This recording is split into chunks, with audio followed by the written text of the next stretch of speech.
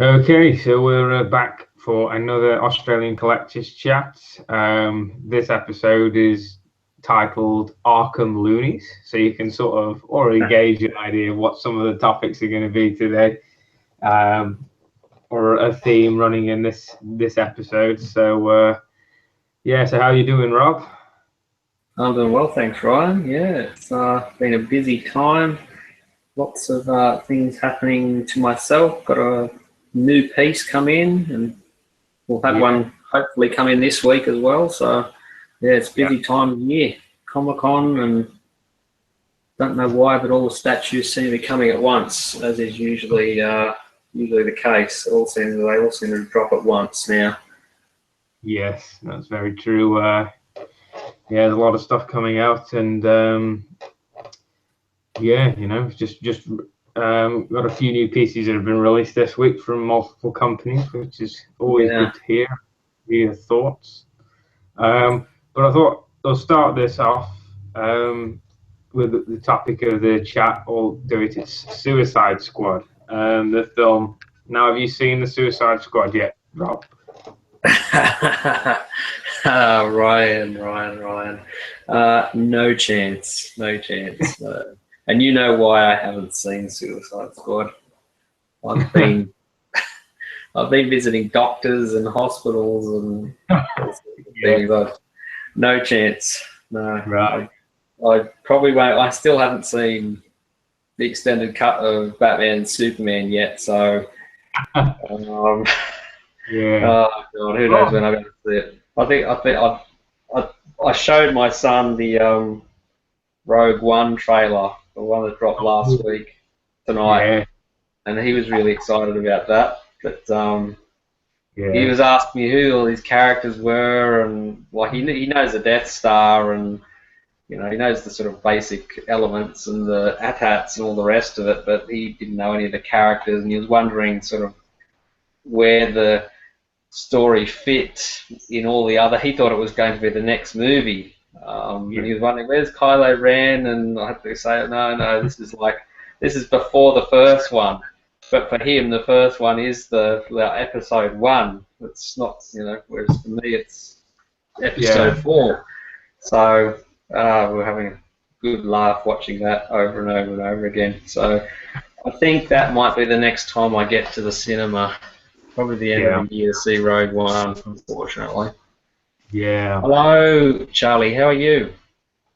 Good, mate. How are you? I'm good. Looking well? Yeah, doing all right. How are you? I'm doing well, thanks. Doing well, yeah. Good to be back on after Checking out your shelves again. Oh, thanks. Looking nice. Thank you, yes. It's good. Remodeled the whole room, and it all come off pretty well. But all the shelves are now, they're all fixed, so I can't do any adjustments and can't move things around, which is, I thought, I had all that IKEA furniture, which was all adjustable for so many years, and just got sick of it. So do something new, change it up a little bit. Nice. Looks good, man. It's come out really well because it's sort of where it's like a bit like your room, is your place, where there's no windows in here, so the shelves go all the way around the room. Basically, it's like 360, which is nice. Yes. Oh, nice. Yeah, so you see in one half at the moment. If I turn around, maybe I'll do it from the other half next week. Yeah, okay. Yeah, it's looking very nice. So, Ryan, you've seen Suicide Squad. Give me your appraisal or whatever you thought.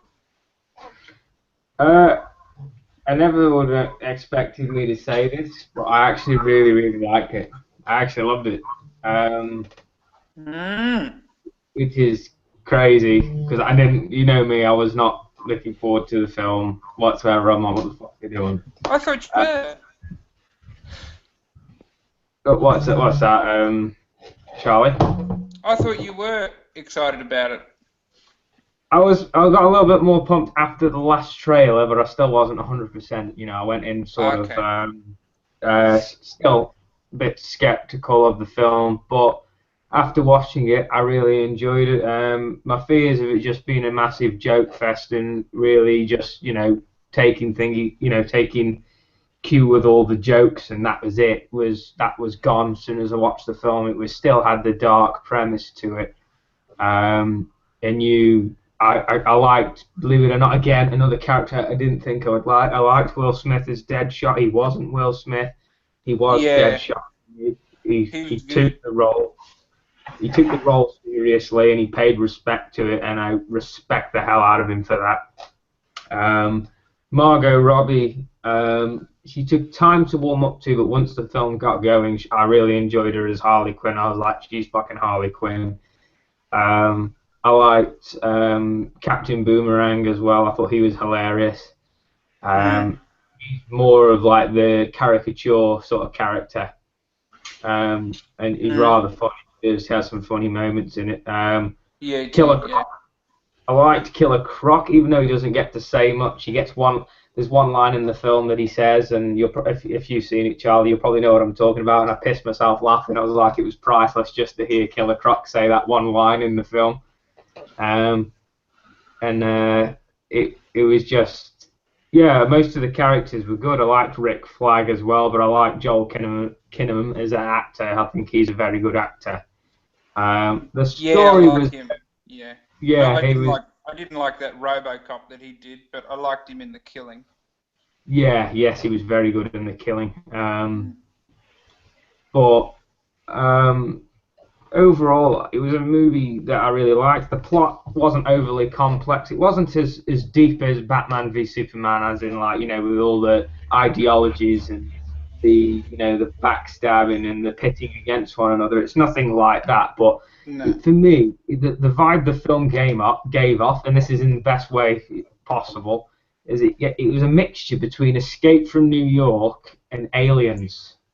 That's what I got from the film, because you've got I thought the escape, you got the inmates or people under control, bomb inserted into them, sent in to do a task, and if they don't complete the task, they die. And they're, in a way they're expendable, and then the aliens aspect of and the alien aspect of it for me is the fact, not like necessarily the entire plot, but it's the characters have all got their unique personalities. Much, you sort of get, okay, that's him. They all stuck out for the most part, and I liked that about it. The characters in the film are brilliant. They couldn't have been done any better, in my opinion. And like I said, the plot, like I say, it's pretty straightforward. It's nothing complex, but I heard some people saying the plot's a mess, and I don't get that either. I don't get. Yeah. I think it's people's favourite thing today to say a film is a mess. Maybe. They just throw it out. Incoherent. It's incoherent. They don't even know what the fucking word means, and they just throw it out there. It's like, no. It's like the film was not a mess. It was, and the criticism is at the end of the film that bad guy isn't exactly memorable. Oh, what does that sound like? Oh, that sounds like every other superhero film. And on top of that, they had some CGI effect at the end. I'm like, it's not committed any fucking terrible crimes, this film. It's done nothing that any other superhero film or anything has done. You know what I mean? At least it was a sexy villain. Exactly, that's it. You can't go wrong with that. Her trying to turn her little hips around at the end. That was pretty good. Yeah. Look, I'll tell you this, Rob. I personally, like I said, didn't expect to go in and like the film, and came out really liking the film. I think it's another one of these weird things going on. I don't know what the critics is up with the critics at the moment, but Mark said it, and it's interesting because Mark said this, and you think Mark's a critic, Mark Rivera. He said, it's making me wonder if there's some sort of maybe even if it's down to personal. There's a personal bias going on, or some sort, or they're just not getting it because. Again, the audience feedback for Suicide Squad's been pretty good, Well, it's made a ton of money, hasn't it? So People, and it hasn't, the second week drop hasn't been anywhere near like Batman v Superman. That had a really steep second week drop, which sort of says, people aren't taking to it. But this hasn't had that second week, doldrums or whatever. So obviously enough people out there are liking it enough to, say good things about it, spread good word of mouth. So maybe it is just. It might just be. I think we've talked about it before. Critics might just be a little bit maybe bored, or they've seen so many of these films over the last sort of 5 years, I guess, now that they're just sort of, oh God, here we go again. It's another person in a blue and red and white and whatever colour costume running around. With big explosions going on in the background and and they're sort of all tuning out, and I probably would be the same if I was watching the same thing over and over and over again. Maybe there's a bit of that sort of fatigue happening, which is maybe not so present in the audience because they're not seeing every one of these films that are coming out. I don't know. Yeah, it's a funny one. I mean, like I say, Batman v Superman's reception and Man of Steel still baffles me to this day. And this is somebody who doesn't give a shit about Superman as a general rule. You know what I mean? Like I'm like, well, what's the problem here? So you're talking to somebody who really liked Man of Steel and really liked Batman v Superman, but wasn't looking forward to Suicide Squad. And people keep saying this. I've got no bias to DC. I've got no. Even I'm wearing a Batman shirt right now. I've got no bias to DC. No bias to Marvel. No bias. Completely unbiased. Completely unbiased. But again, like I say, I enjoy both sides of the movies. You know what I mean? Like I enjoy them both. I'm quite happy. Like I said, I enjoyed Civil War. I preferred Batman v Superman over Civil War.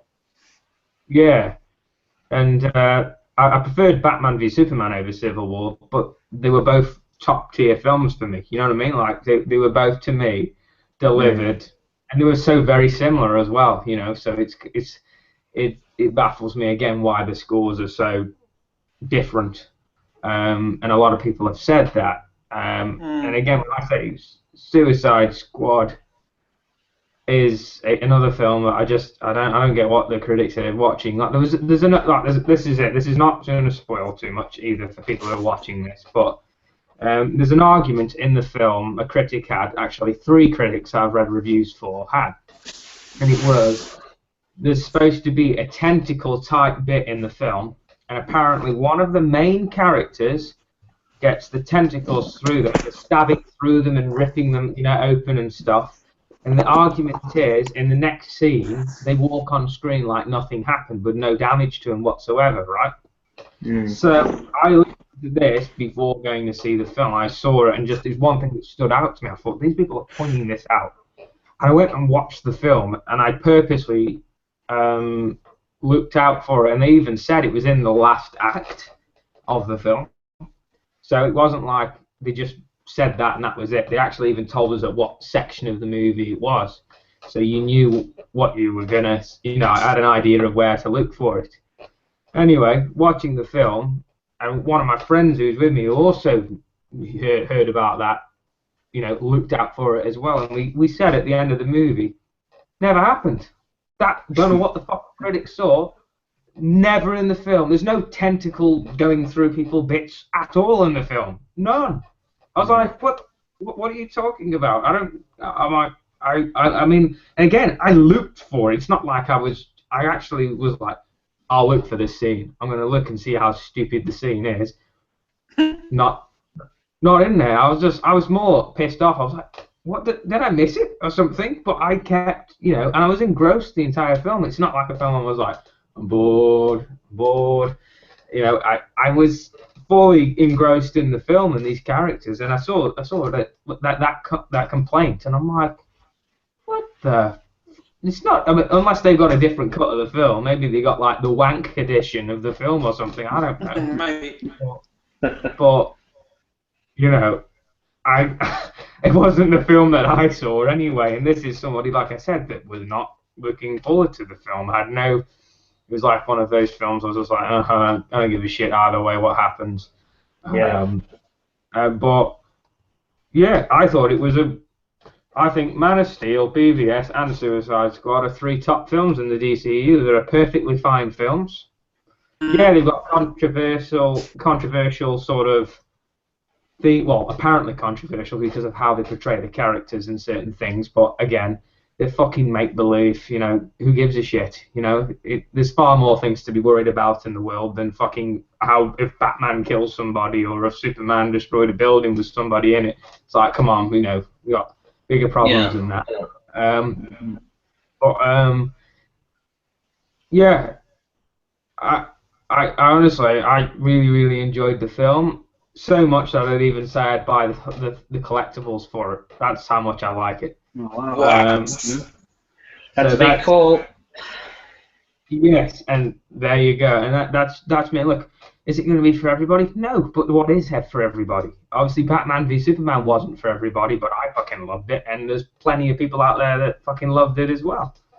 You know, it's all subjective at the end of the day with film. Anyway, I mean, talking about critics and audiences having a complete miss again. So you've got like Batman v Superman and Suicide Squad. Audiences, for the most part, love them, and the critics slam them. Now, I watched a film yesterday called Sausage Party, right? Now, that has had pretty much critical praise across the board, and I was so looking forward to that film. My dad's looking forward to it. It's like his most anticipated film of this year. The trailer's hilarious. Looks so well done, and I tell you what, it was a pile of shit. I could not. I remember watching. I could have told you that from the trailer. It was funny in the trailers. The trailers were funny, but the movie, fucking hell, starts off alright. Pretty much blows the fucking load at the start. Becomes like a fucking bore fest in the middle of the film. Then you get to the end of the film.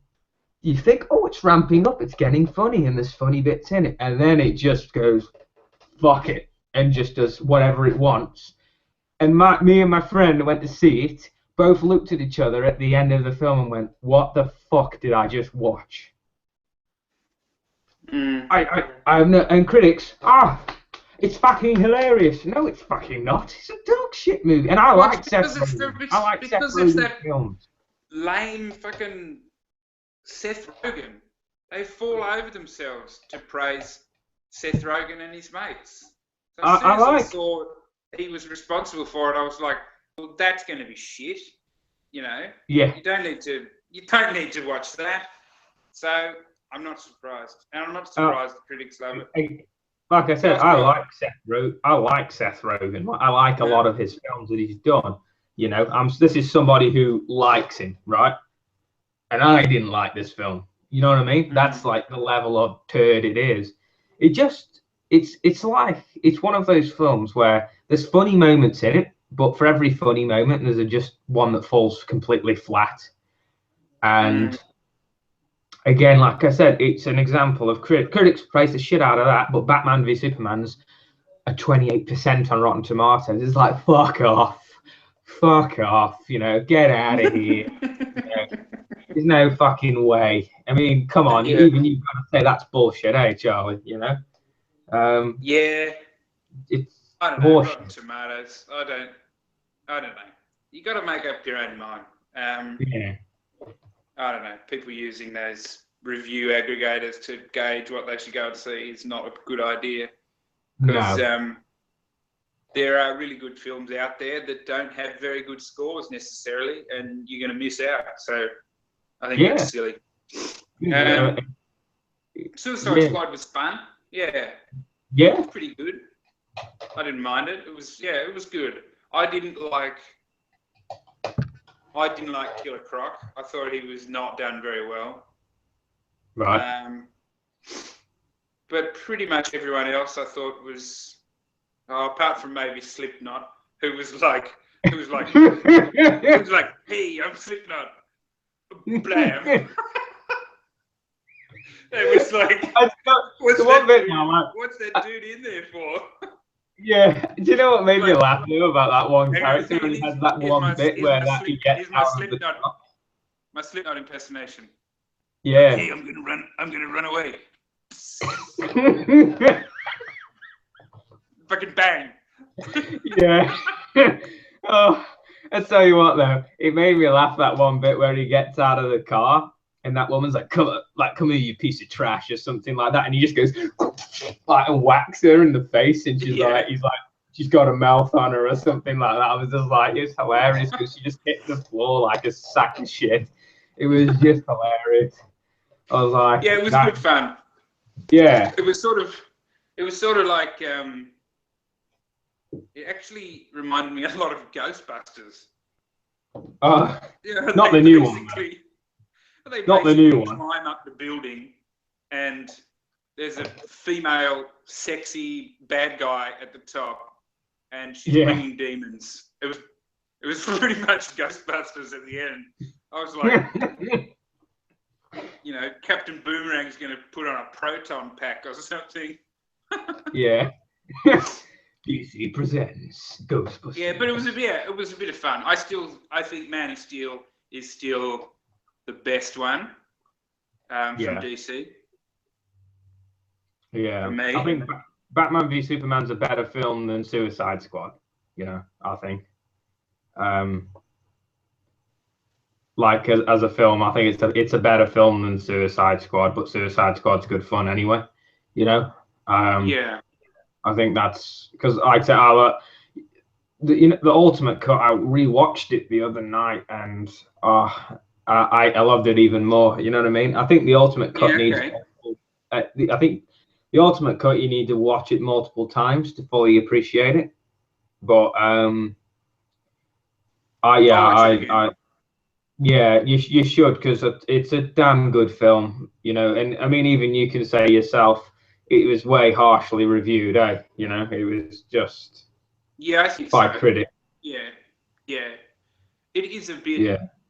It chopped around quite a bit, I thought. Yeah. They could have done the theatrical version better, I think.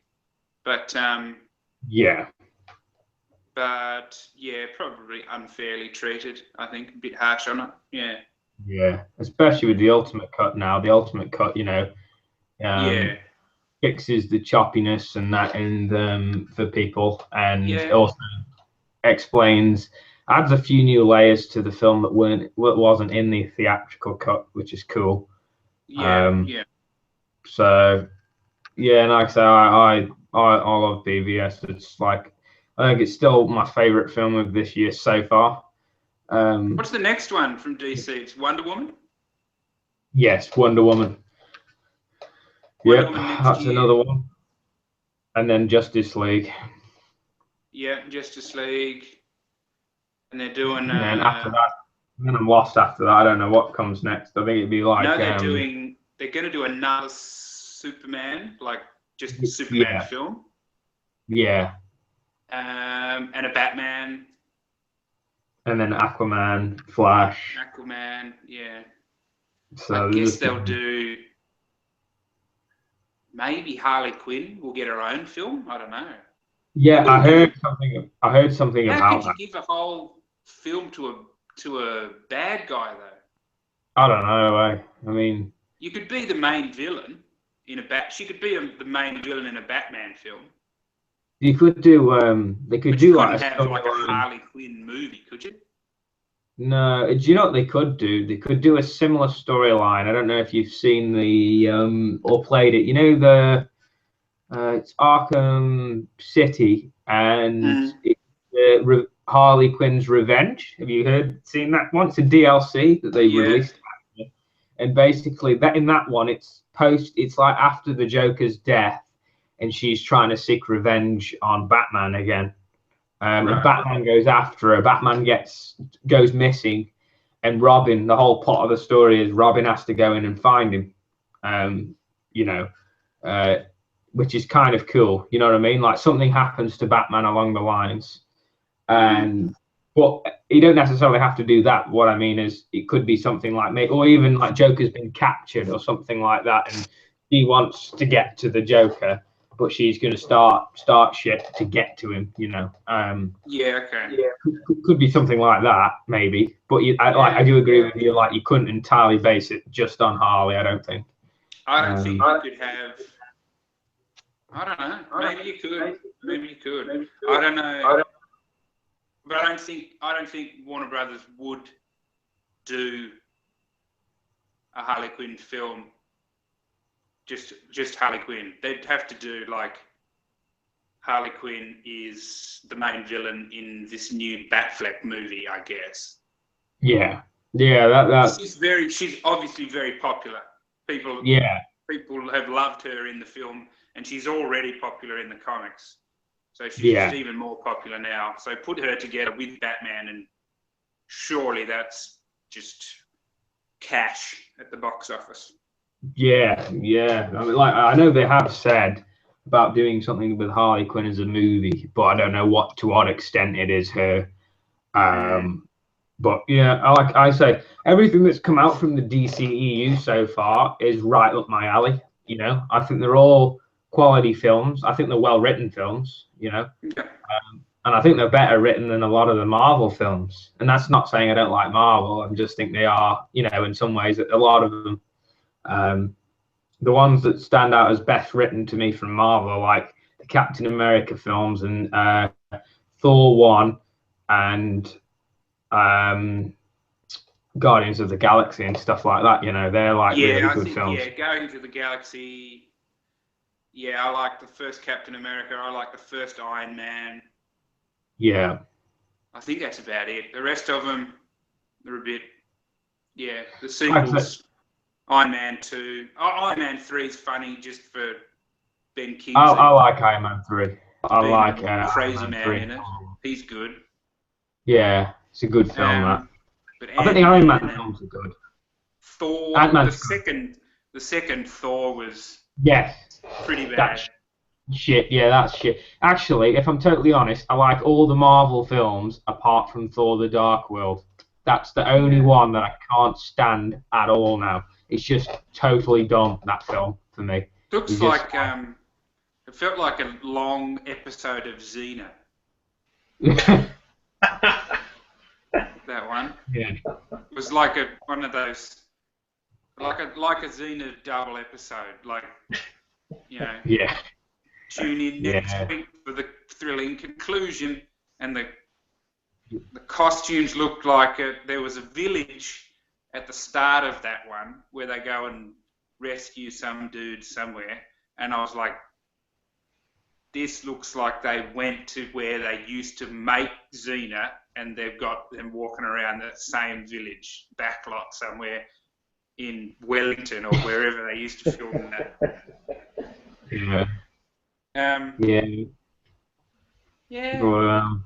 But yeah, like I said, like with the DCEU and that, I mean, you said the same, Rob. Even though you're not like love it. You said yourself you wouldn't consider any of the two you've seen so far to be bad films, have you?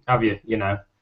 No, I do want to see the longer cut of Batman vs Superman. I was talking to someone about it, whose opinion I would trust, and they said they actually enjoyed it after not so much enjoying the theatrical version. So I'm actually going to find it out, dig it out from somewhere, or get a hold of it from somewhere, and watch it. That piqued my interest. That did, when this person told me that they enjoyed the longer cut much more than the theatrical.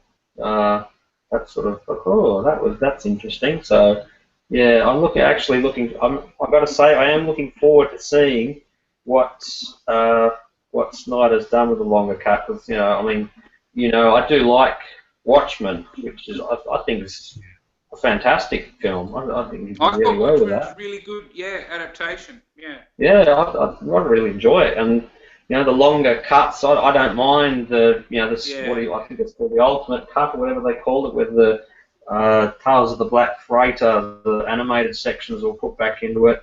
I didn't mind that at all. Oh, it's good. It's good. It's excellent. It's I think the director's cut with that animation or put back into the various parts of the film where it fits into the graphic novel. Oh, nice. It's long. It's like 4 hours long or something. But I mean, if you know the graphic novel, then you know, I don't have an issue. I like it. I really like it. I think it's a pretty faithful. Yeah, ending aside, I can understand why they changed the ending for that. But ending aside, I think it's a pretty faithful adaptation of the novel. So, you know, I actually am looking forward now to seeing what he's put back into Batman versus Superman and see if it does change my conception of it. Because I didn't have, like, a lot of the problems people had with that film, like Jesse Eisenberg and, you know, that type of issue. I didn't have an issue with him. You know, okay. You know, I didn't mind him so much. Went in, you know, not expecting too much, but I didn't have an issue with him in the end. It was more for me some of the plotting, and the big bugbear I had with it was the way Superman was depicted in the film. Not a big fan of that. I don't know if any of that changes, but we'll see. If I can tell you without giving you too much away, just so you've got a little bit of a surprise to go in with, is it sort of adds context to the way he's feeling in the film, and also shows him doing a bit more Clark Kent stuff, like investigating.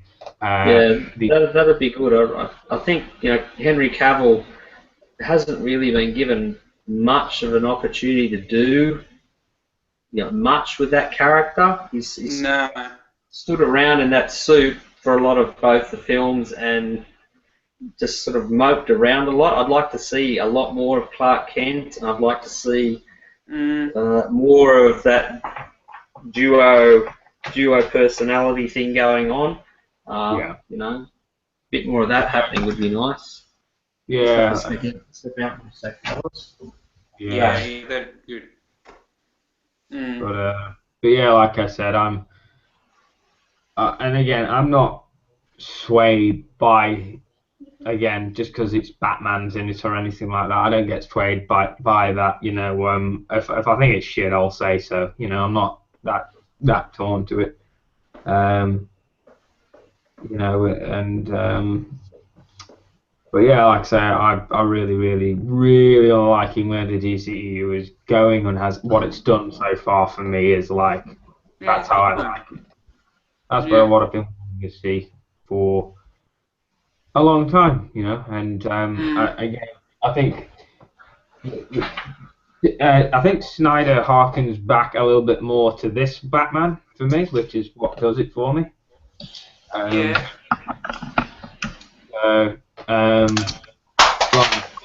Because I watched this last. I watched The Dark Knight Rises again the other day. Shit. It was fun. You know what? It's funny you say that you think it's shit, because I've ended up watching that and more as over the years as I've watched it. I've ended up enjoying it more and more. You know what I mean? Yes. I just watch it for Bane. I love Bane. He's hilarious.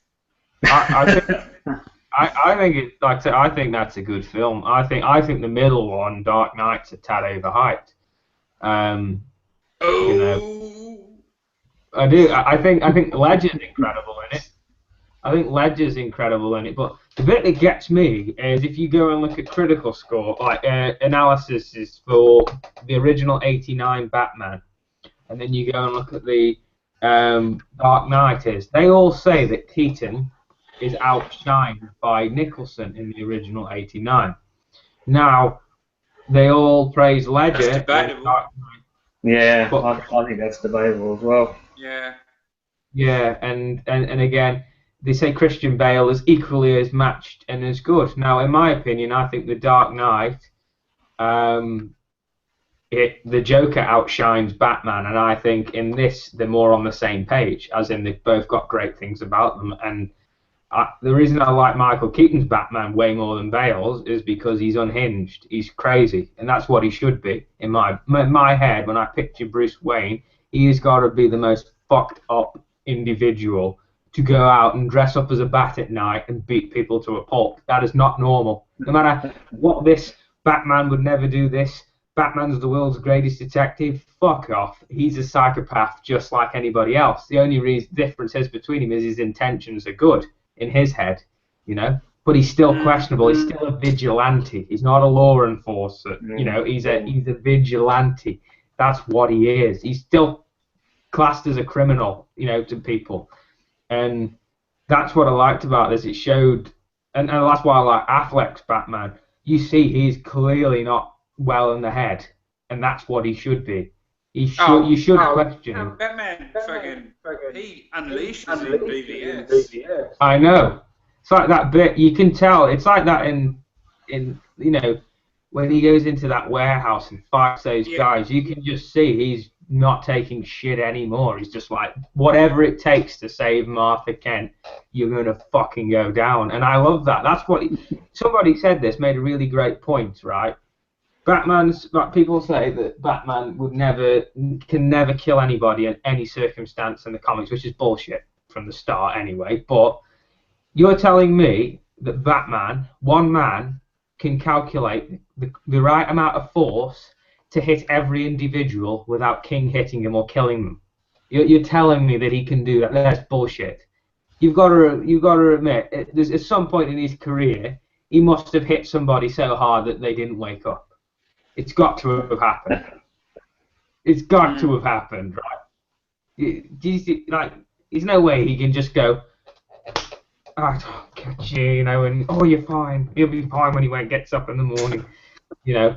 It's just, and everyone goes on about Affleck killing people in that. Have you not seen 89 Batman? He throws a guy off a clock tower. You know, and doesn't give a shit either. And then in return, straps a bomb to a guy, kicks him off, blows him up, and then smiles to the camera. You know, Affleck never does that. He never smiles to the camera. He just, you know. I mean, in the Ultimate Cut, you get the scene which I still think he rips that guy's nutsack off. It's just, you know the bit, Rob, where he knifes that guy to the wall. Yeah. He walks back up to him in the Ultimate Cut, and he looks at him, and then he looks down, and then just looks back up, and then goes wham, and then you just hear a scream, and that's it. The screen, you know, like, that guy's got no balls. You know, he's gone. Did Affleck rip his cock off? Pop them, yeah, just pop them. That's what he's done. You know. That's rough. Maybe just keep them as like trophies or something. You know? Yeah. I got them now. They're mine. Make a nice little purse out of his nutsack or something. That reminds me of John Orowski movie. Hey? In a few weeks. Where is it? In Sydney? It's up in Sydney in a few weeks. Probably not. No, I'm too busy. I always aim to go, but never. This time of year is just, for me, is just a killer. You know, it's just so busy with work. I'm going to be there for work anyway, so are you? I'll be there. Oh, if you're going to be there, I might try and make it then if you're going to be there. And I'm going to bring up a couple of statue bases for a signature as well, because they're going to have Rob England. Oh, yeah. And the guy who was Jason in Freddy vs. Jason. Oh, okay. Yeah. I'll come for you, Charlie. I won't come for Robert England. I'll come for you, okay? How about that? What's his Bruce Campbell's chin autograph? Yes. What am I going to bring for you to autograph, Charlie? I'll sign your butt cheeks. Yes, I'll bring my balls. You can sign the ball sack. How about that? Yeah. No, I'm going to bring up the Freddy base and the Jason base and get a signature. Certainly get a Robert Englund signature anyway. I don't know about the guy playing Jason, because he's the wrong Jason for my statue. Yeah. Which doesn't seem right, but I don't know. What would it matter, Charlie? He's just a fucking guy. It's like it's the equivalent of Dave Prowse as Darth Vader. It's like, who gives a fuck? You know? Yeah, maybe. I don't know. I would know though. He's part 3 Jason is the statue, and he's Freddy versus Jason, being the actor, and it's like, no, that's not the right one. I might do it. I'll see how much they are. Didn't they do a Freddy versus Jason piece? Well, aren't there like? Yeah. They did 2 of them that were supposed to match up against each other or something. Yeah, they were pretty nice. They did that little one with Freddy hanging off the back of Jason. I think that was a comic or something. I don't know, maybe I'll take them up. Anyway, I'm excited to see that, and I haven't been to Sydney for ages, so that'll be fun. What are the dates? I think it's the 10th and 11th of September. Okay, alright. I'll try and make it then. That's alright, I'll see what my calendar's like, but if you're going to be there, I'll try and make the trip in. Cool, okay. Yeah, I'll try and do that. Yeah, we'll see. That's doable. Charlie, as well. You got to get your arse over to Perth. Yeah. You get out. My new job I thought I might be going over there, but they've actually got the territories split between 2 managers, and the manager I'm under is Queensland, Victoria, Adelaide. So I don't get to go to WA because I was like, I'm going to be going to WA. I'll go and chill with Ryan. But no, not yet. Maybe next year. Yeah, that's it. Yeah. You can, if you want to relive the 80s again, just come back over here. It's like time warping back to, Sounds good. And what's the temperature over there? Because it's fucking cold over here. It's actually not too bad today. It's been pretty shit weather-wise lately. It's like been really shit, What's nothing really. I don't know. What's the definition of shit before we move on? Rainy. Just rainy. Fucking rainy all the time. What's the temp, though? I forgot to ask the weatherman, but I'd say, like 10 degrees, not warm, but then again, for me, it doesn't bother me, 10 WA? Surely not. No, 10 degrees in Perth. It never gets that cold over there. It was, the other morning, it was like down to like 3 degrees or something like that, so. Madness. Well, that's like a summer's day for me, because being from the UK, like, yes, let's go to the beach, Yeah. We need some more global warming. Send some global warming Perth's way, please, okay? Yeah. Like I say, you guys, you don't know what cold is, trust me. Well, that's true, yeah. I do. I've been there, Ryan, and I've lived there before. I'll give it to Rob, but Charlie. And I don't want to go back. No, I haven't really expensive as well. been anywhere very cold. Oh. Yeah, it's pretty like I don't miss English weather. No, it's miserable. Yeah. Charlie, you would know exactly what English weather's like coming from your part of the world. I guess it's similar. Don't they get snow over there though? Isn't it properly cold in winter? Yes. Yeah. We Tassie is very cold. Tassie can be cold, like 4 or 5 degrees and wet, I guess, in the winter. But it's not like fucking, not like Canada or central US. So that's like we got to get out and shovel the driveway. That's cold. That's crazy. Yeah, Jesus, no way. Warm up the car in the morning. Just turn on the engine for it to warm up, and then my dad would be there with like a scraper, just scraping fucking sheets of ice off the window screen. Oh Jesus! Yeah.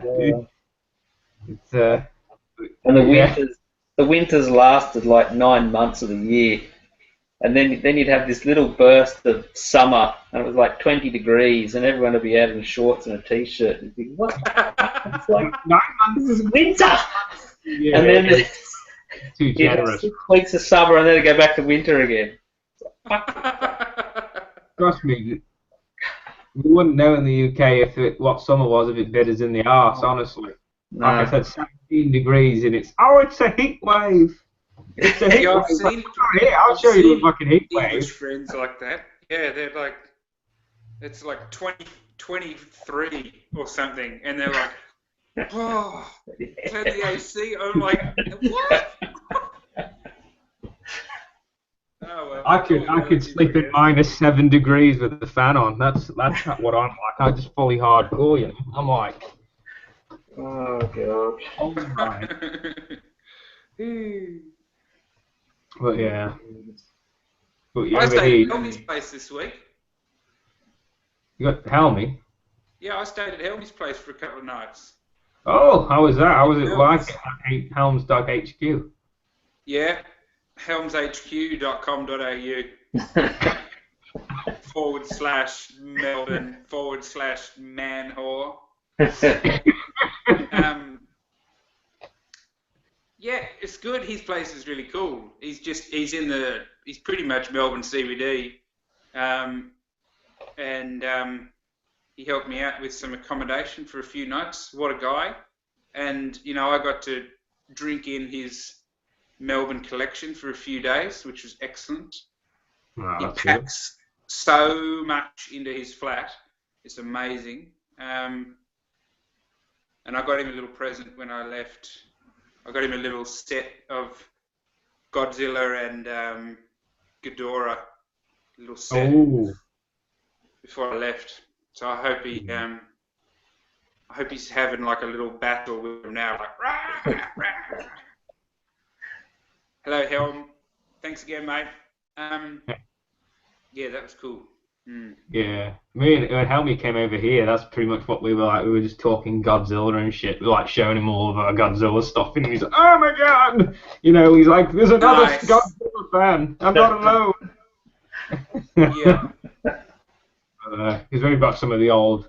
Well, I've got a lot of the old Bandai stuff. My brother's just stole it and took it in his room and gone, "It's fucking mine now." So it's like bastard, you know. But it's in his room, so I just go in there. But yeah, Howie's great. Like I say, he was going around looking at all the collection. Like he has in this room, and he went in the sim room, and he's like, "Oh man!" And he lost his shit because my dad. Yeah, you've probably seen like the Jaws maquette that we've got. He was saying that the one we had a better paint application on it. I think it was paint application than his. And he was like so gutted by it. He's like, man, he's like, oh, he's like, Helms does not mince words. Yeah, and he doesn't try and bullshit. He tore strips off his very own Predator 2 maquette, which whenever I go around to his place, he's like, that piece of shit. Can't believe how much money I spent on it. He's like, look at it, Charlie. Look at the paint on it. It's shit. It's a piece of shit. I can't give this thing away on eBay. I list it on Gumtree and no one wants to buy it.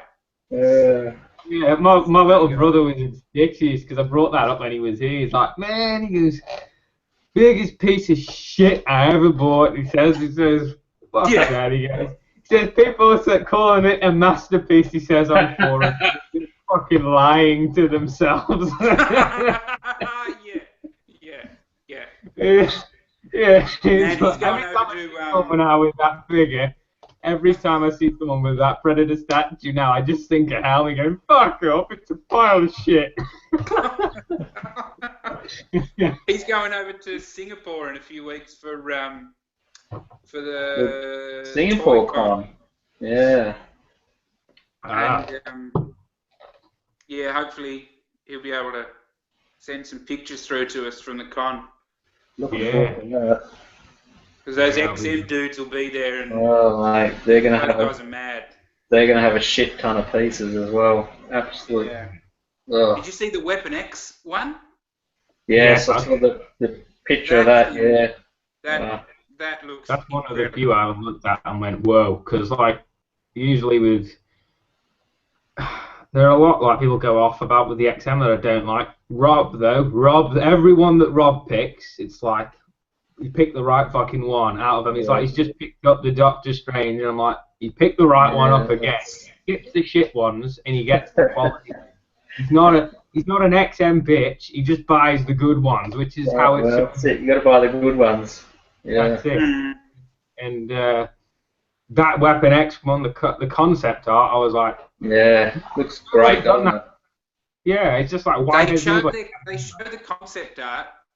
They show the concept art, and every time I see them, I'm like, no, they're not gonna make that, and then they make it.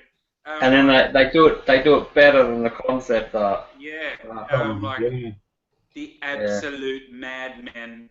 Yeah. At XM Collectibles. Yes. We told them to make a Weapon X, and it's almost like a diorama. That thing, he's stepping out of the thing. All their pieces are like that, Charlie. They're all like dioramas because they're.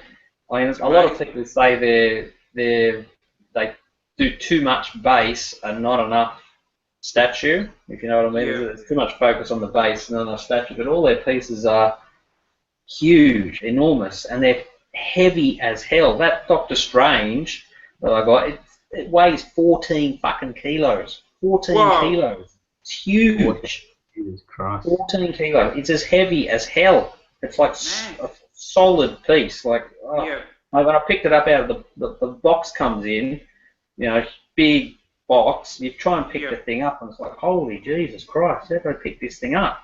You understand why. You get all the people who complain about the sort of shipping cost. You know why, when you get one, you know why the shipping's so expensive. Because it's damn heavy as hell. Yeah. Have you've seen Helmy's, he's got the green OG Hulk, hasn't he?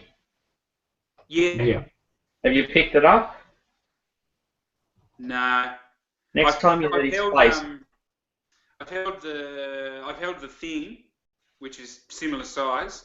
Yeah, no, that's hollow. Pick up the OG Hulk.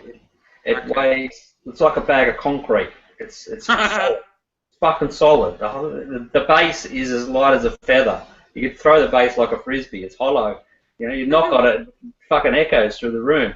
But the Hulk itself is a solid piece of polystone. All these XM pieces are like that. Yeah, right. Oh man, crazy. Awesome. Yeah. You get what you pay for. Yeah, that's true. Yeah. It's like with Hot Toys figures and that, people go on about, whoa, fucking hell, it's a lot of money, but you're paying for the detail, you know what I mean, like the head sculpt and stuff like that. That's what you pay for with Hot Toys. It's a lot to do with that. The likeness is the selling point of them. Speaking of Hot Toys, two of the three of the Batman v Superman Batman figures have just been released. The Nightmare one's been released and the Armored one. So I'm excited about that. That's going to be good, I think. They've come out really nice as well. So yeah, I'm really pumped about that. I've got mine on order at Sideshow, so pretty stoked. So I'm going to be having my Batman v Superman awesomeness in my collection. Yeah, nice. And I'll be like, when are they supposed to ship? I think it's saying around October because Sideshow usually take a bit longer, to get them. Yeah. They're released in Hong Kong now. I mean, you can get them straight from Hong Kong, but you pay like ridiculous flipper prices for them, So, and I can't be fucked paying that. I'm not paying that for it, when I can just wait with a little bit of patience and get the figure, it'll last. And usually as well, if you're going to have any problems, it's usually the first batch. So people spend like ridiculous amount of money on like early batches, and then if they get a fault with it, it's not like they can just return it to Sideshow now. You know what I mean? They bought it off somebody. Yeah. So yeah. Sounds good, man. Yeah. So pretty pumped about that. You got to jump off. Yeah. Good to see you guys. So see you next week. Sorry, I'm only on for a little bit. Yeah, no problem. Yeah. We'll catch up next week.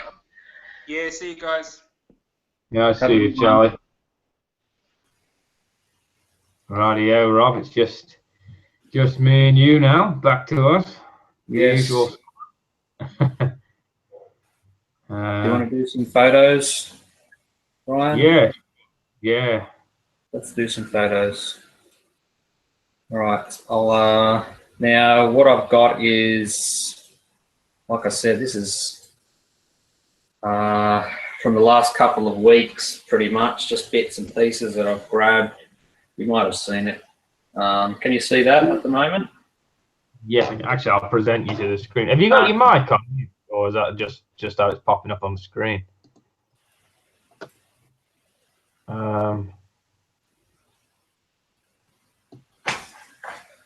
Okay. I even had something for Charlie as well, but we'll talk about that when we get to it. No worries. Okay, it's presented on you, Rob. Okay, so what we got first up is, I think this came from, was it Wonderfest or WonderCon, wherever it was, in Japan, I think it was, and this is the Imaginarium Arts Soundwave that they printed. That's in there. Look at the size of that base, bloody huge, and it's got, I think it's, is it Rumble and the little cassettes? I can't remember what the other two are called. I'm not 100% familiar on Transformers. Like, I do know some, but not all, so I'm not the best for that. I collected them as a kid. I wish I still had the ones that I had as a kid as well. They're probably worth a bloody fortune now, but yeah, that Soundwave looks really nice, but again, huge base, big footprint. This is the other one they had there. I think this is Rodimus Prime, I think. This one, oh no, Ultra Magnus, pardon me. There it is, I wrote it up the top there.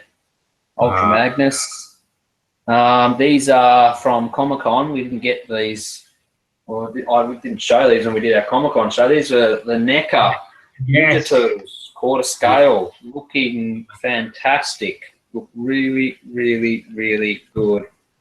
And you know, you can buy all four of them for like the cost of like one Sideshow turtle kind of thing. You know, that's I reckon they look really nice, really good. You know, nice pieces. I like them, and I think they're quarter scale as well. So another nice alternative for folks around the world if you want to buy your turtles. This was just the shoot on the photo shoot for the Frank Miller. Did you order this, Ryan?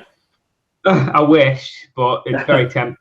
You never know. I am on the thingy about doing it. I mean, Helmy basically said he'd rate me if I didn't get it, so there is a good chance that I don't want to get raped. But you know, that is Helmy, isn't it?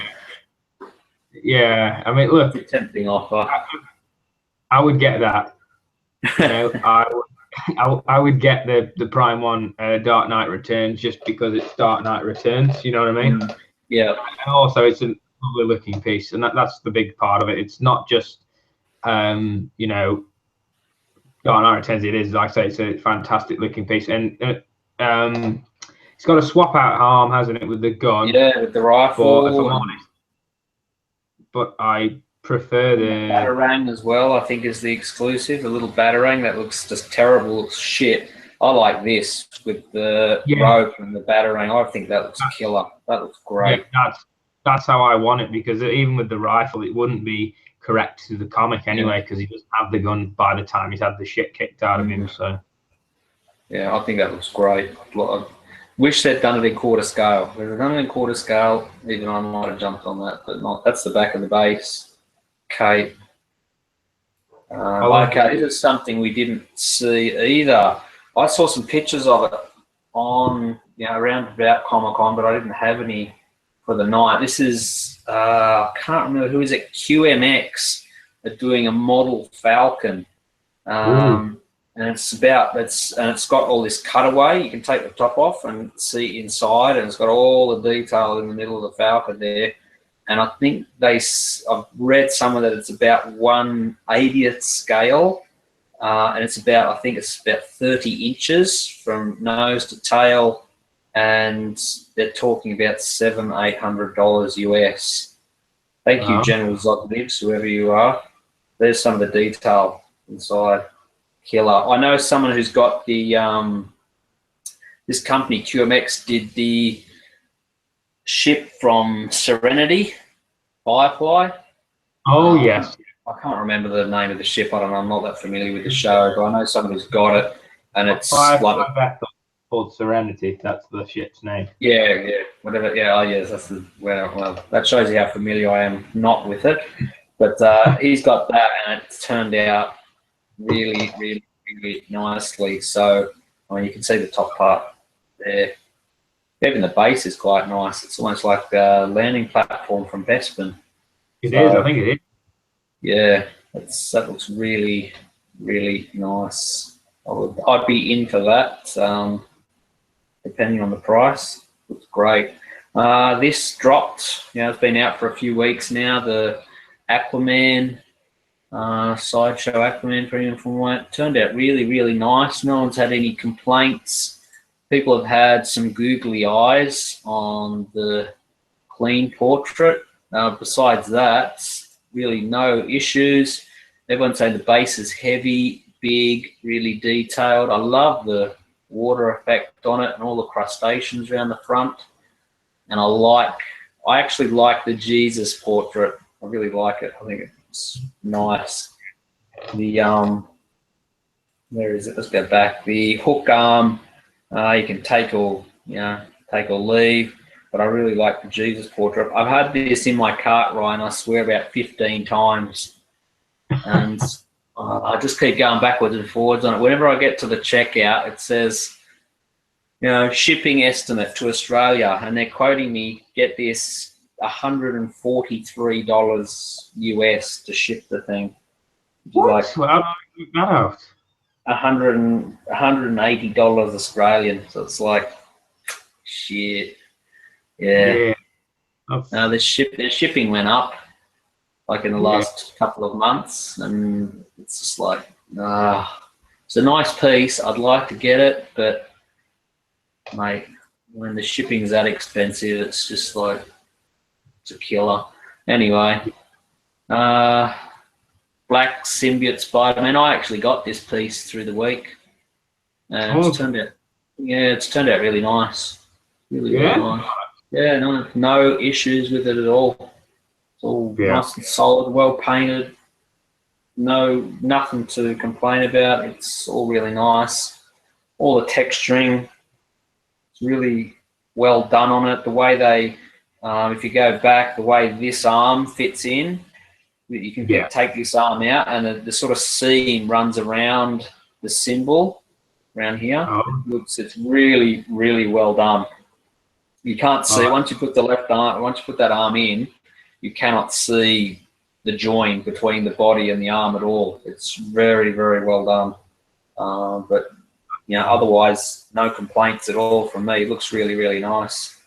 And the blue highlights, people have been complaining about the blue highlights, but that's native to the comic. If you go and watch or read any of the comics, pardon me, with the symbiote suit in it, they're using blue highlights in the comic. I mean, they were originally done just to highlight sort of muscle tone and give the character on the page a bit of definition and a little bit more in terms of action and whatnot. But it looks really nice, and that's how you display it. If you display it in very low light, you can't see any of those blue highlights. It's only if you display it in a really high lit area that you start to really see those blue tones come out. I don't have a problem with it. It's really nice. This is how it comes packed. You get it in this, it's not silk, it's like a sort of fake silk kind of packaging around all the pieces to stop paint rubs and what have you, which is quite nice.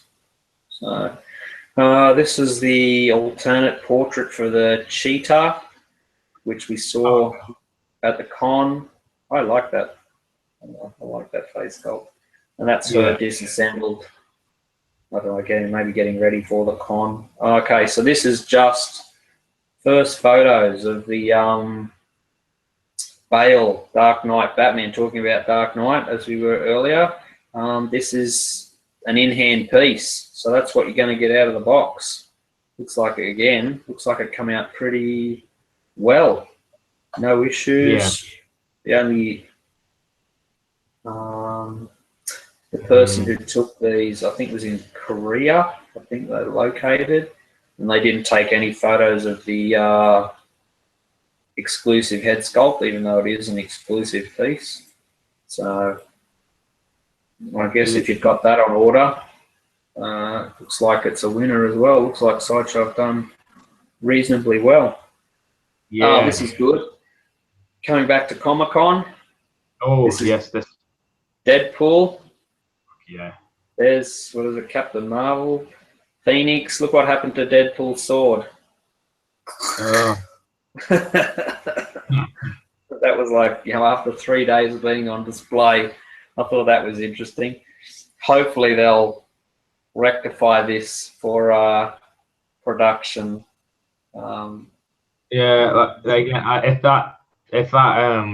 If that bombs polystone, I reckon that'll be the big thing for it, because if that was, and you can see maybe they'll make that steel and this a light plastic. You probably get a better thingy out of it as well. I mean, I know a lot of people like polystone, but polystone doesn't always work, Oh yeah, for something like that, I wouldn't have any issue with them making it out of like a light resin or a light plastic. I mean, really, you do it out of polystone, that's exactly what's going to happen, isn't it? It's going to, even if that was, metal, you'd probably still find over time it would not be very nice to it. But I thought that was a really interesting picture, that even Sideshow's prototypes, they get them wrong. Yeah. That's nice. In-hand pictures of the Vader. Yeah. I think I wish Charlie had stuck around, because I think he's got this on order, doesn't he? Yeah, but we know Mark Rivera has got it, and he's done a really, really, really good review for it as well. Oh, I haven't seen it. I'll have to check it out. I don't seem to be getting much of his feed of late for some reason. I'll have to go and sort that out. But that's turned out really well also. I have a few nitpicks with it. The cape's a bit, I think, on the cheap side. I really don't. The light up is good. I like the light up, but I can't get over the height of the base. I saw some pictures today of someone who had it in their collection, and they were displaying it with the old Boba Fett, the Tarkin, and a Stormtrooper, I think it was, and all three of those are on those low bases. Yeah. And it just looked really odd. I wish Sideshow would just pick a style of base and stay with it rather than. Yeah, I've heard a few things, Rob, for that. I've heard to me it looks really nice, but I heard people criticising some of the light up features on the belts not working. The cape was one that was a criticism, and the head being plastic. Now, the head being plastic, I find that a really ridiculous complaint, because I agree. You wouldn't be able to get that finish with polystone. I'm sorry. Yes. You can't. I don't have an issue with that. That's fine. And you think it does have that little bit of articulation. You'd want this made of something a little bit more malleable rather than polystone. You destroy it. I mean, if articulation with the polystone part, you're going to grind the shit out of the figure. It's also going to weigh itself into the figure every time. It's going to work, Yeah, I absolutely agree. I don't have an issue with the plastic head. As long as it looks good and fits and has a bit of articulation, moves as it should, then no real issue there. I only have one issue with the figure. The only one issue I have, and mine's nothing to do with the Vader itself as such. It's just, and it's a minor complaint, and it's just because I've seen people do it a bit better, is the lightsaber when it lights up. if you notice, there's like that much of a gap at the end. That's like, I've seen that on a few. Yeah, yeah, there's a little tiny gap at the end of the lightsaber. But, yeah. Anyway, nice. Yeah. Well, there's a picture of what I was sort of alluding to before. You know, you've got the Stormtrooper on the small disc, and they had a Tarkin, and they had the old Boba Fett, the first one, and they were all again on bases like this, and it just looked out of place. And then I saw another picture of it with the premium format of the Emperor sitting, the one they've done with him sitting in his throne, and the Return of the Jedi Luke. And again, both the Emperor and Luke are on small profile bases. Now they're on small profile bases, and you've got this gigantic thing. You know what Sideshow should have done is they should have made it so that this sort of part of the base is detachable, and you could just decide for yourself: do you want it low profile, just say from here down, or do you want all of it to be displayed together, kind of thing? So the base basically comes into two parts, and you can decide how much or what height you want your Vader display that. That's what they should have done with it. I agree. And I mean, sure, you probably would have lost maybe the light up feature if you'd done or displayed it with the low profile base, as you would have lost all the electronics and the battery compartment. But you know, why not just give people that extra display option, considering they've already done so many low profile based characters. But anyway, I do agree. It's nice and all, but it's especially if you're a collector that's restricted on space. So say like you're a UK collector, and space is something very hard to find, especially over there. This figure, I mean, if you think about it, let's just say you've got one straight up and down collection thing. It's still, you're gonna have to extend everything just to accommodate that. And you can even see this guy here. Luckily he's got besters, but you see how far he is. From the you could scrape the top of that. Yeah. Now there's not a lot of clearance in there, is there? It's probably a centimetre or so, maybe. Maybe 1.5 centimetres clearance from the top of his helmet to the, and we don't know if they've, whether he's adjusted these shelves one way or the other to fit him in there. It's like, they're pretty level down there, but you don't know in the end. That's him lit up without you can see some of the belt and some of the chest. And you can see there, that's what we're talking about. Here it is here. Yes, that's it. There's the end of the lightsaber, it doesn't light up. Yeah. But overall, I think it's a good piece. But again, I think it's typical sort of Sideshow. It's good. It's a good, solid piece that they should have just taken that extra step on. If they'd taken that extra step, it would have been a great piece. Yeah. But I think they deliberately choose not to do that anymore, so they can sell you another Vader in a couple of years' time. But anyway, this was interesting. There was a conversation going on the forums. I think it was Sideshow Freaks and Statue Forum. There was a little bit of information that was cross-pollinating between the two about the T800 Marquette that we saw at Comic-Con. And originally, Sideshow showed us, I think it was this. This was the original. This was the original sort of promo that they showed many years ago. But you notice it's from Terminator 2. Right.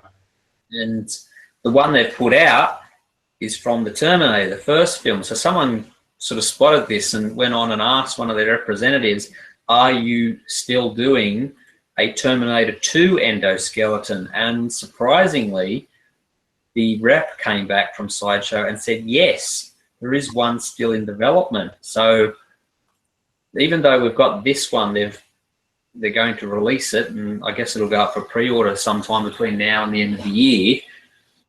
This rep confirmed from Sideshow that they do have another endoskeleton in the works. And if you can remember, I don't think I've got it.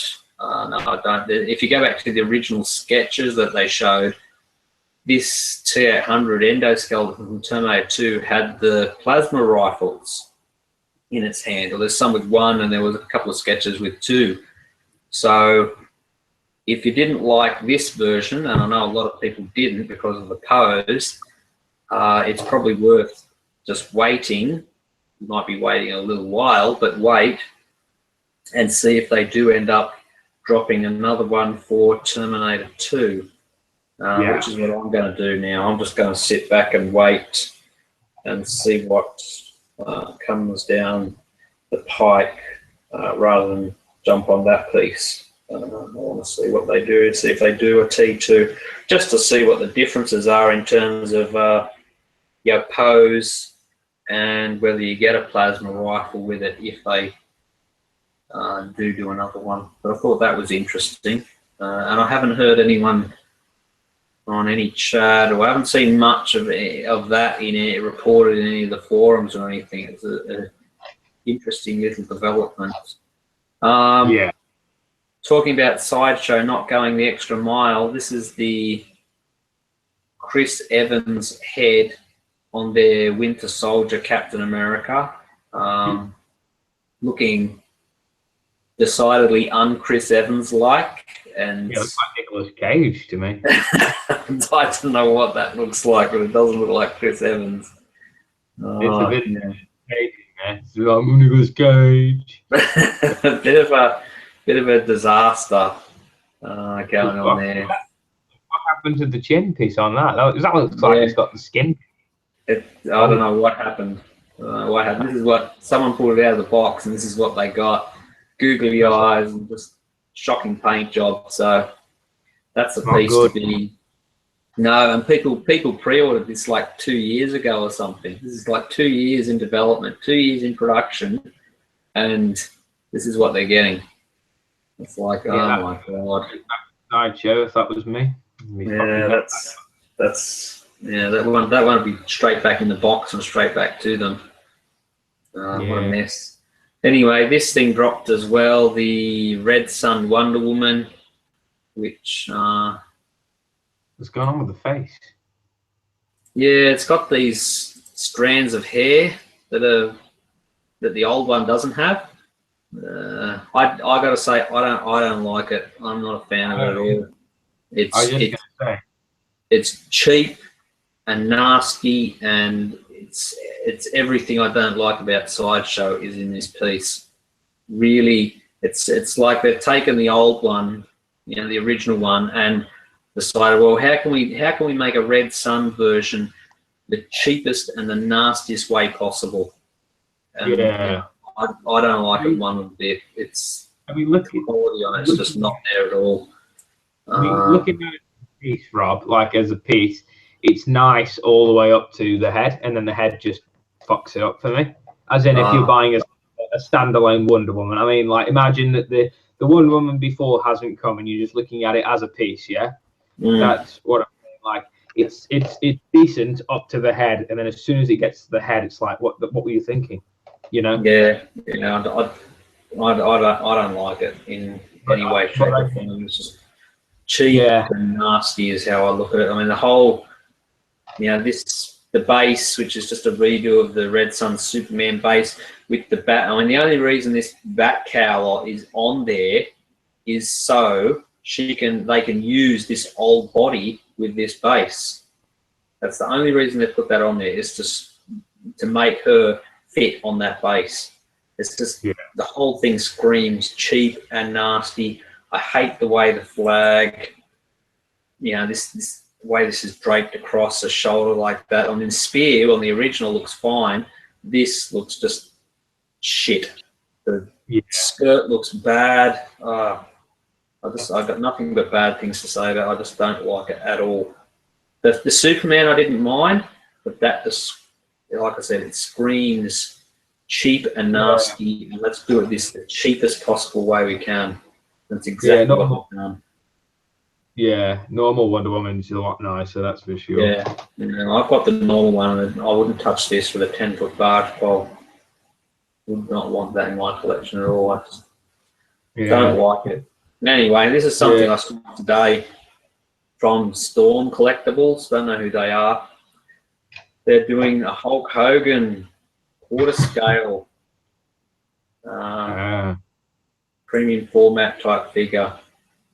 No price, no pre-order date, so it's all up in the air. Yeah. And this is one for Charlie. Charlie, if you watch this or you're watching now, this is the Trump Stormtrooper. Yes, he's going to appear in Rogue One. Trump is everywhere. So that's the Trump Stormtrooper. Turns out Trump's Vader. Love it. $1, I'm going to squash choke you. XM cable, which will be Singapore. Nice. Yeah, this looks. I think he needs a few more pouches. A few more pouches than he might. Pardon me. So is that the one that they initially, like when they did it, like over 12 months ago? Then yes, that's it. Yeah, that's it. Everyone saw the, what was it? I think the artwork, and we saw a printed version, I think, but no paint. This is that same one from that long ago. I know Charlie liked this one a hell of a lot, and he said if he ever had venture into XM, he says this would be like a piece, you know, he'd look to. But I like it. Yeah, I think it's I like it as well. It's really nice. Well detailed. Yeah, he needs more pouches though, doesn't he? Many more pouches. Yeah, definitely. This was the XM Catwoman. Oh, okay. On bike. That bike it's pretty hard to see in that. That's a quarter scale figure. That bike is huge. It's like 1.5 feet long. Massive. God. So to go with that Japanese themed Batman that they've done. The Kingpin painted up. We've looked at this before, and I had issues with it when I saw it printed, and I have more issues with it now that I see it painted. So yeah, what don't you like about it? I don't like the pose. I don't like this smirk that he's got on his face. I don't like the color scheme, to be honest with you, either. The black and white color scheme doesn't do it for me. It's back to the drawing board on that one, I think. See, that's one that I would not get. I like that. I like the idea of the chess board and him sort of moving the pieces around the board. I think that is a good idea. But that's where the good ideas stop on that piece. It's like this is. Don't know about that. And this popped up today as well. If you're a Power Ranger fan, you better get your wallet ready to be raped, because XM Studios are going to be doing Power Ranger figures, and I don't know much about Power Rangers except to know that there's a hell of a lot of them, and there's about 50 million iterations of every Power Ranger, and XM Studios could probably just stop doing everything else and just make Power Rangers for the rest of their days, and they probably wouldn't run out of characters to make. So if you're a Power Rangers fan, I guess you'll be over the moon hearing that they're going to be doing statues. Not for me, though. Not for me. This dropped as well. People started getting their XM Sandman. And have you seen this, Ryan? I think I saw some stuff for it a while back, but I haven't seen the final release yet. So this is my this is in-hand pictures. This is what people got. Ooh. And it's huge and heavy. Another one weighs, like pretty much, I think someone got it, put it on a scale, and it weighed about, like the Doctor Strange, about 14 kilos. And it's, look at the size of that. Jesus Christ, that's a lot of sand. That's a heap of sand. That's massive. And look at this. Is sort of this piece that goes sort of on the back here. This sort of curved piece. It's bigger than a shoe. My God, it's huge. This is a custom Hulk on throne done by Halimar, company out of the Philippines, and it's like nearly the same size as that. Jesus, that's huge. Oh, people don't know how big that is. Well, this is a big piece. It's huge. Yeah. And look, the Sandman is nearly as big as it. My God. The hands on it are like dwarf. The Hulk's. Yeah. I mean, this hand here, I've seen a picture of from XM. I don't know if I've got it. No, I don't have it. I've seen they had this hand next to an adult's full-size hand, and this is bigger than an adult's full-size hand. This hand hand, it's that big. So that sort of gives you some idea of the sort of scale of that thing. It's ginormous. I won't be getting it. Don't have the space for it, and yeah, I think the issue with it is because it's got one arm pointing right to the back and then one arm right at the front. It sort of limits space options and display depending on your setup. So you're gonna need a lot of space to display it, aren't you? Yeah. Yeah. Yeah, that's not one for me. It means I have to get all those other ones. But it does look nice. Like, again, it's XM. It's going to come out really nice. It's just too big. This is the XM Spider-Man that pictures just came out today. What's interesting about the Spider-Man is you look down the base here, you've got Doc Ock's tentacle bursting through the sort of base to get Spidey. You got pumpkin bombs up here, Craven spears in here somewhere as well, and for the switch outs, there's Venom. It is like you can switch out the tentacles and put this in there. Okay. Or so you got that option, or you can switch out that and put Sandman's hand bursting up through the floor and getting Spidey. That's cool. And yeah, or there's this, which is I think Scorpion's tail, I think it is. So you've got like a lot of switch outs in terms of what you can. Is that the second Spider-Man they've done? They have shown another one that they did, like where he's swinging with Mary Jane. What was that? He's breaking. He's got like he had a lot going on the base. Is that not XM? Oh, that's Iron Studios. That one. Iron Studios. That's the one. It's very similar to that in some ways. Yes. Yeah. A lot of people have been saying the same thing. It's very busy. The pose is a little bit sort of mid-actiony. It's yeah. I like the concept of it though. The different things coming out the ground. Yeah. So that's I think the switch out head with like the ripped cow, and that's it. Yeah. That's it. We're back to the beginning. So yeah, that's I'll just put you back on, take it off. Thank you. There we go. Okay. Yeah, there seems like there's some good stuff coming out and that. So people are getting a lot of good stuff right at the moment. A lot of expensive stuff as well.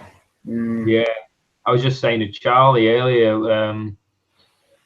the Batman v Superman, the two, the Nightmare and the Armored Batman have just come out. So I'm looking forward to getting them, and they've come out really nice as well. Yes, that Nightmare. That looks great. That looks really, really, really good. See, that's what Sideshow should have done. Quarter scale version of that, the Nightmare Batman. That looks really good. Really, I like it. I like it a lot. Armored's just come out, and that looks phenomenal as well. The weathering and everything on it's awesome. The cape, it's just fucking incredible. And the light up features on it are again excellent. So I'm really pumped for that. But the last one to come out now, the one they're taking the time with, is just the standard Batman, you know, like the normal Batfleck. I don't know what's taken them so long with that one, but whatever, right, as long as it comes out looking fine, I'm good. But plus it'll give me a bit of breathing room as well to just pay off some of these figures, you know, in between. Yes. And the funny thing is, that from the start, I always thought standard Batman first, then Nightmare last. But it was the Nightmare first, then the Armored, now the final. So you never know. I mean, like I said, I had the Armored and the Armored and the standard Batman on payment plan because I thought, hey, they're going to be, you know, they'll come out soon. Pay them off, and then I'll just pay, you know, the Nightmare in full. But now, like, the Nightmare's coming out, it's like, fucking hell. I'm going to feel that when that comes out. But looking forward to it, especially as a fan of the films, you know. It'll be nice to have it in my movie collection of all the things I like in movies. Yeah, I look forward to seeing that. Yeah. Yeah. I'll do some videos. I'll probably, because it's Batman v Superman, and that's like my favorite film of this year. I think I'll probably put a little bit more effort into my videos as well with those. Might do a little bit pose options and stuff. But out of the figures, though, they've said obviously because Affleck's tall, the figure's pretty big. But they've said the armored Batman is freaking huge. I mean, here's a sort of comparison. It towers the Mark I Iron Man. Wow. That's how big. It must be big. It's huge. Must be huge. So yeah, it's not big, not just in height, but in bulk as well. So that's how put into your head now in the film how big that suit was that Affleck was wearing. I'm pretty sure Affleck's 6'4". So you add, he's a tall guy.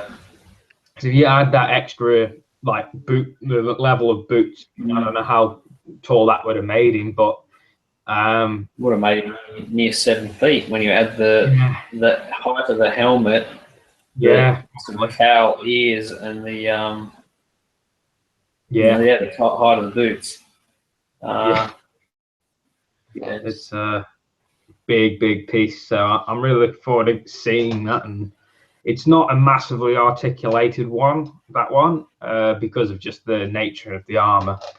But people have found ways to utilize the armor and sort of pull bits off, then turn it, then pop it back together and stuff like that to get better movement out of it. But some guys have just had it in a static pose, sort of just standing there, you know, like he's waiting for Superman in the film. And it just looks incredible on a static pose, you know? Yeah. Which is just really cool. And the only criticism they have with the Armored, though, is it doesn't come with the spear, the kryptonite spear. Hot Toys didn't include that, which has pissed a few people off, and understandably, you know, like there are some customs I think that are going to be made, but you shouldn't have to buy a custom. But the rumor going around is, are they doing it? Are they saving that for a battle damaged version? You know, which again, I don't think I'll get a battle damaged version. I'm happy with just the fully, you know, just the suit. I'm good with that. But yeah, and then the Nightmare looks incredible, and I can't wait to get that in some killer poses and stuff. And also, I love like the roaring mouth on it, you know, like where he's like no, like in the film. It just looks fucking awesome. And I think you can swap the mouthpieces out on the Nightmare and the normal Batman. I think you will be able to do that. So that should be good. So you can sort of mix it up. Mix and match both figures. Yeah, and I think the roaring mouth will work as well for the normal Batman, because the bit where he gets knifed at the end of the film by that guy, and then he lets out that massive roar because it hurts, that would fit well on the standard Batman as well. So, and I've got the exclusive standard Batman as well. So I think that one comes with the sniper rifle. Yeah. So. Yeah, it'd be nice to sleep them all together when you get it in. Yeah, I'm super pumped. Like I said, it's my favourite film of the year. I've watched the film a total of 4 times now, so I'm totally. So, what are you going to get from Suicide Squad?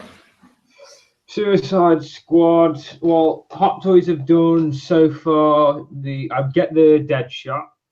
I would get a Leto. Oh, by the way, if you want my thoughts on Leto, I actually thought he was very good. He's not in the film a whole lot, so don't expect it to be his film. But I never expected it to be his film, even though I wasn't pumped for the film anyway. I knew. Well, we said at the start, I'm pretty sure when we looked at the trailers, that Leto was not going to be in it a great deal. And yeah, I don't think he was ever meant to be in it any more than a sort of cameo appearance. So yeah, I'm not surprised about that. But I get a Leto figure because I like Leto in the film. He's a different Joker. So again, he's had a constant amount of comparisons to Mr. Ledger, which is fair enough. You're going to compare. You're going to compare him to Nicholson as well. But at the end of the day, he's his own Joker. You know, you got to let him stand on his own. And he did a good job. He's a bit Cesar Romero, and then he's a little bit of Nicholson and a little bit of Ledger. He's like a little mishmash of stuff. But whereas Nicholson and Ledger, you could sit down and have a conversation with them as human beings, and you could sort of there's still something a little bit more normal about them. Leto, he's not like that at all. He's very unpredictable, and you sort of like, you don't know what he's going to do. You know what I mean? Like one of those guys that can be great the next minute, and then the next minute he's gouging your fucking eyes out. That sort of guy. You just don't know what sort of what's going on in his head at the time, and I quite like that. And you sort of see him, like how fucked up he is, and it also shows a lot in the film. The relationship between Joker and Harley, and I think they really did a great job of like adapting the sort of animated series sort of relationship between them. It was like, even though obviously you haven't seen it all through the years, you could tell there was a relationship there, which was really good. Like there's just one bit in it, and it's like subtle bit of dialogue. It's not like one scene dedicated to this one bit, but just the interactions between the two of them was very like, yeah, I buy that. You know, I buy that they are, together, and I just liked it. So, but if I'll be honest, remember that imposter Batman figure from Hot Toys? You know, the one that's like the Joker Batman. Yes. I will not be getting that figure because I have no idea what they've got that from. That wasn't even in the film. Oh, okay. You sure it might have been in the film, but it might have been like in an early draft or maybe an early cut of the film, and it never made the final cut.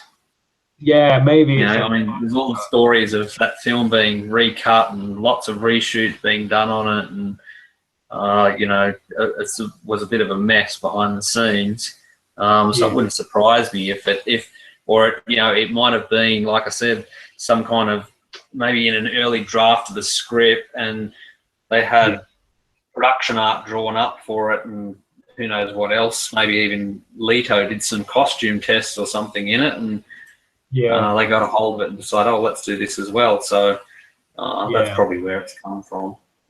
Yeah, but if like I said, it's not in the cut I saw. Like I say, it'll be interesting to see if it turns up in the ultimate cut, or whatever they call it. But you've got the three. How many Jokers did Hot Toys do? If I could get any figure Leto from Hot Toys, the two I would get is the Arkham one and the purple jacket one. And the reason is because you can swap the heads, and I feel that the Arkham one would go better on the purple one, and then the purple one would go better on the Arkham one. From what I took from the film. And then I would probably get a Harley Quinn as well. I would probably get those main three, and I'm pretty sure that's all they've done so far. And the only thing that's pissed me off a little bit is Hot Toys haven't gone, hey, we're doing the rest, which kind of annoys me, because they can be a bit like that though, can't they, Hot Toys? Yeah, they do sort of commit to stuff and then don't commit. It's like, hey, yes, that's right. Then no. But Well, they all tend to be like that, don't they? They all tend to commit to things and then turn around 6 months later and go, well, we're not going to do that anymore. Bad luck. Yeah, you have designed about getting all of them, but that's not going to happen. Yeah, I feel like instead of doing a gazillion fucking Jokers, they could have just done more of the squad, you know? Yes. And at least if they'd have put more of the squad out, the people would probably more likely commit to the figures, you know? I guess they're going to see how these do, and if they warrant, doing any more, then they might get to them later on, or they might, save them for, if they get around to ever doing a sequel. I guess they'll do a sequel now that the thing's made the kind of money that it's made, even if it, the critics didn't like it that much. I guess the money that it's made will warranted getting a sequel of some sort. So yeah, that's it. It's yeah, but I definitely, like I say, I would grab the Deadshot then, at least maybe 2 of the Jokers, but not all. But yeah, probably, like I said, those 2 I mentioned, and I would get the Harley Quinn as well. And the cool thing with Deadshot, I mean, I won't go too far into it, but he would go well with Batman. That's all I'll say. But yeah,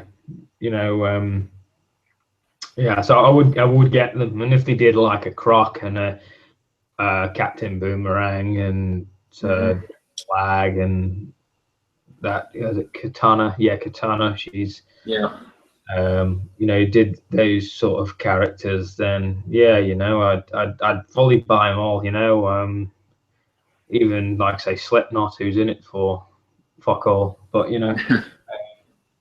it's still like it's like buying. It's kind of like the equivalent, like I said, to the Aliens characters. Some of the characters in that film aren't even in the film a whole lot. Don't even get a whole lot of dialogue, but you remember them because they're just so different to one another.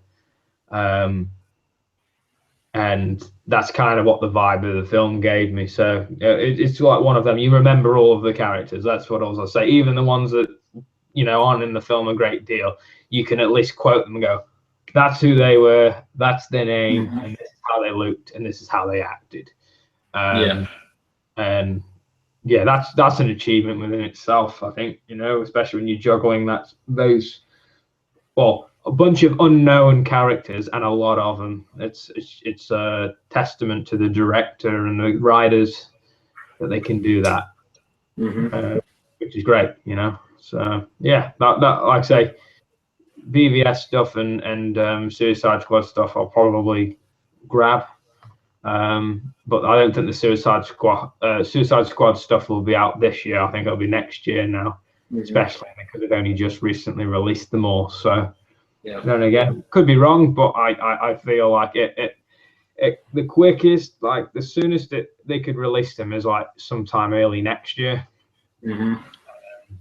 But I don't think we'll get any this year. Not in my mind.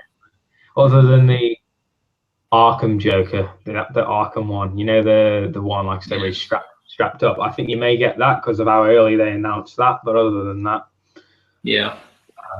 I don't think you'll get much more this year. But yeah. All right. Well, just to take us out for the evening, I should next week get the Brown Wolverine premium format from Sideshow, and probably the best thing about that is it's my last Sideshow order. It's the last thing I have on order for Sideshow, and that's I have nothing else on order for them. I am going to get the Predator 1 Marquette that we saw at Comic-Con when that comes out. I will definitely be getting that. But other than that, there's nothing else. Like I said, I'd like to get the Aquaman, but the shipping cost has killed it for me. That sort of could be it for me in Sideshow after that Predator comes out. So it's a bit of a milestone, not so much the piece, but no more orders from Sideshow, at least for the foreseeable future, and that's considering I've been collecting for as long as I have. I don't think I've had no orders with Sideshow for a hell of a long time, maybe a decade or so. So it's, the end of an era, perhaps. Anyway, maybe. We'll see. Yeah, maybe. Hopefully, it might be like Godfather 3. You know, they'll just keep pulling me back in, They'll never let me go. We'll see. Yeah. That's it. Yeah. We'll wait and see what the users for all these collectibles. Myself, I think, like I say, I'll be going back to more just sticking with Hot Toys for now, and like those sort of figures, you know, like Hot Toys Today, that sort of stuff. Not that I'm cancelling statues out altogether or anything like that. It's nothing. Got nothing. I've got look, the statues I've got, I fucking love to death. You know, I love both of my busts. I love my Michael Keaton Batman. I love the Snowtrooper. I love the Dutch and the Deadpool. I think they're all fantastic pieces. It's just price-wise at the moment, it's just bullshit, you know. And and also, like I said, Hot Toys have just got more of the stuff that I want. And like I said, at some point as well, you've sort of got to just cut back for a while, and you know, I think that's it. Cutting back, I try not to let the hype of things draw me in and go, oh, pre-order or anything like that. It's just what I like now. It's what I like only. But if it's like from a film I like, or if it's the figure I like, I'll go. But the Prime one, Dark Knight Returns, as Helmy said to me, you know, oh, I should get that, and I will. Well, I not definitely will, but I will look into it. You know, it's something that I like. It's just, like I said, they're not cheap.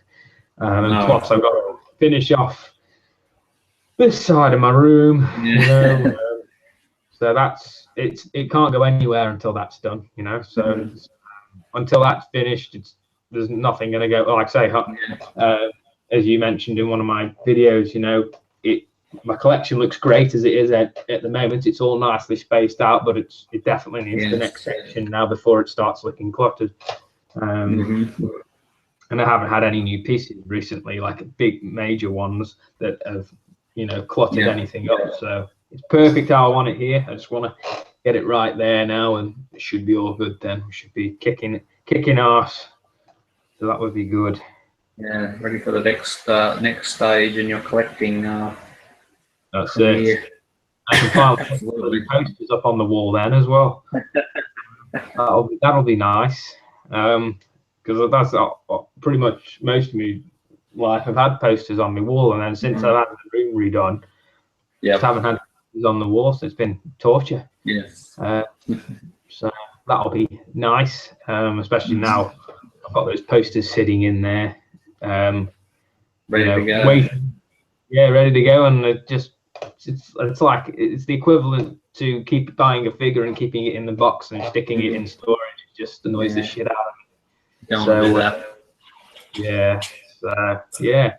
Well, anyway, I think we'll have to wrap it up because I've got to go. I've got work and stuff tomorrow, and I think it was another great chat again. It was great. Good to be back. Good that Charlie came on. We'll all do it again next week. Same bat time, same bat channel. That's it. And to everybody, you know, watching this, hope you're well. Hope you have a great week. Mark, if you're watching, hope you're well. Hope you're doing well and everything's good for you. And Helmy, if you catch this, hope you're feeling good and you're doing well also. Yep. And keep shitbagging that statue for us as well. Keep going, Helmy. Just keep going. We'd love to hear. We'll have to get you on for a special where it's just 2 hours of Helmy ranting. We just sit back and watch him tear it to shreds. Sounds good. I'll be in that. Yeah, that's it. Sounds like a good time. Right, take it easy, and I'll talk you through the week, and we'll do it all again next time. Radio, we'll do it. Radio, and I'll catch you later then. See ya. See ya.